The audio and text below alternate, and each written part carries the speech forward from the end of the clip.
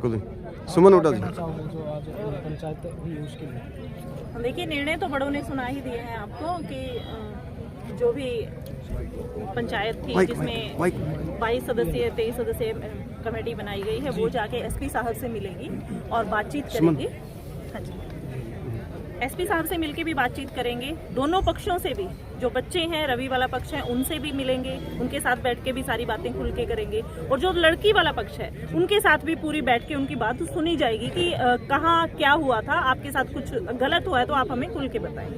और एक ये निर्णय हुआ है कि जिस महिला ने पंचायत की गरिमा को भंग करने की कोशिश की है उनका नाम पुष्पा जुई बताया जा रहा है। हम तो उसको नहीं जानते हैं, पर पुष्पा जुई नाम उनका बताया जा रहा है। उस महिला का फोन भी यहाँ गिरा हुआ है। यहाँ हमने रिक्वेस्ट की है कि उस फोन को सबमिट किया जाए और चेक करवा लिया जाए, तो उससे शंका का समाधान भी हो जाएगा कि किसने उसको भेजा था, वो गलत थी या नहीं थी, कैसे था। बाकी उस महिला का जो व्यवहार था वो व्यवहार शोभनीय व्यवहार नहीं था। पंचायत के अकॉर्डिंग अगर कोई कुछ गलती भी करता है ना तो आप पंचायत में उठ के बोल सकते हो। आप इतनी सम्मानित जगह बैठे हो तो आप उठ के किसी को लात घुसे मार रहे हो, वो अशोभनीय बात है। पंचायत की गरिमा को भंग करने की और इस पंचायत को उखाड़ने की कोशिश थी जो नाकामयाब रही। उस बात की हम निंदा करते हैं। उस बहन के खिलाफ जो है पंचायत की तरफ से FIR भी दी जाएगी। 2 और बंदे, एक पूर्व सरपंच का नाम आ रहा है और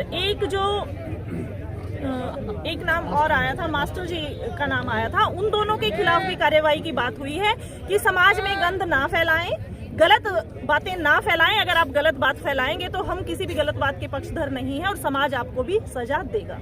ये चीजें यहाँ पे सुमन जी, ये भी आरोप लगाने लग रहे 15-20 लाख रुपये जो है कोई पूर्व जो सरपंच है। देखिए, पैसों के भी आरोप लगे हैं, ये भी आरोप लगे हैं कि आपके बच्चों को नौकरी दे देंगे, 15 लाख रुपए दे देंगे, 20 लाख रुपए दे देंगे। ये बहुत सारी बातें सामने आई हैं। तो इन बातों का पूरी अच्छी तरीके से जांच करके, तथ्यों के साथ जांच करके, क्योंकि कई बातें भी हम विश्वास नहीं कर सकते, प्रूफ पे विश्वास किया जाएगा। तथ्यों के आधार पर जो भी चीजें सामने आएंगी और जिस बंदे ने गलत किया होगा उस समाज की तरफ से, पंचायत की तरफ से, जो ऑथराइज्ड कमेटी है उसकी तरफ से उनके खिलाफ भी निर्णय लिया जाएगा। जिस परिवार ने रवि आजाद पर आरोप लगाए हैं उस परिवार को लेकर क्या कहेंगे जी?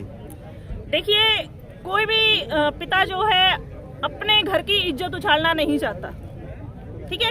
एक तो अगर उस पिता को कहीं प्रेशराइज किया गया है, किसी के द्वारा भी प्रेशराइज किया गया हो, चाहे वो समाज का डर दिखा के, चाहे वो किसी और लालच से जैसे भी किया गया हो, वो बिल्कुल सरासर गलत है। और अगर बच्ची पीड़ित है, अगर उसके साथ कुछ भी गलत हुआ है तो हम उस परिवार को ये संदेश देना चाहेंगे कि हम सब आपके साथ खड़े हैं। आप ये ना देखें कि आप किस कौम से हैं और हम किस कौम से हैं। इस कौम को, इस जाति धर्म को बीच में से हटा दें। बेटी का मामला है और बेटी का मामला बहुत संजीदा होता है। जो गलत इल्जाम लग रहे हैं वो बहुत संजीदा है।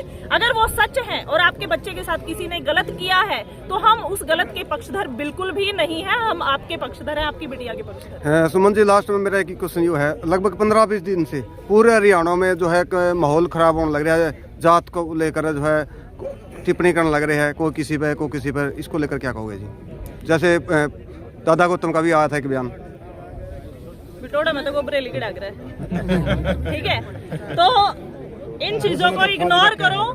ये लोग अपने को लड़ा के, जात धर्म करवा के अपने वोट इकट्ठा कर रहे हैं। हमारा इनसे कोई लेना देना नहीं होना चाहिए, पर इनकी इतनी हिम्मत भी नहीं होनी चाहिए कि ये हमारे ऊपर कोई गलत टिप्पणी करें। जिस तरीके के शब्द उन्होंने कहे हैं वो शब्द बहुत गलत है। एक बुजुर्ग होने के नाते उनको ये शोभा नहीं देता कि वो इस तरीके की बदतमीजी भरे शब्द किसी समाज के लिए करे। और एक और बात कहना चाहूंगी, ये ना आपस में टिप्पणियां करते रहते हैं, उस राजनेता ने उस पे कर दी, उसने उस पे कर दी। समाज को बीच में लाके टिप्पणी ना करें। तुम्हारी आपसी लड़ाई है, तुम्हारी पर्सनल लड़ाई अगर किसी नेता से है तो तुम लड़ो। तुम सारे समाज के क्यों बीच में घसीट रहे हो? समाज का क्या दोष है? समाज को तो तुम उधर भी वोट लेने के लिए यूज करते हो, उधर भी वोट लेने के लिए यूज करते हो, और वोट मिलने के बाद तुम उनको पूछते भी नहीं हो कि तुम कहाँ घूम रहे हो। तुम उनका कोई काम नहीं करवाते, फिर तुम जाके जात धर्म में फिर फंसाने लग जाते हो कि अगली 5 साल बाद फिर तुमने वोट लेनी है। तो इस काम को बंद किया जाए। और जाति धर्म के आधार पर हम बंटे हुए नहीं है, हम एक हैं। हमारे दिलों में ऐसी कोई भावना नहीं है कि ये इस जात का है या ये इस धर्म का है। हम सभी धर्मों का सम्मान करते हैं, सभी जातियों का सम्मान करते हैं। धन्यवाद।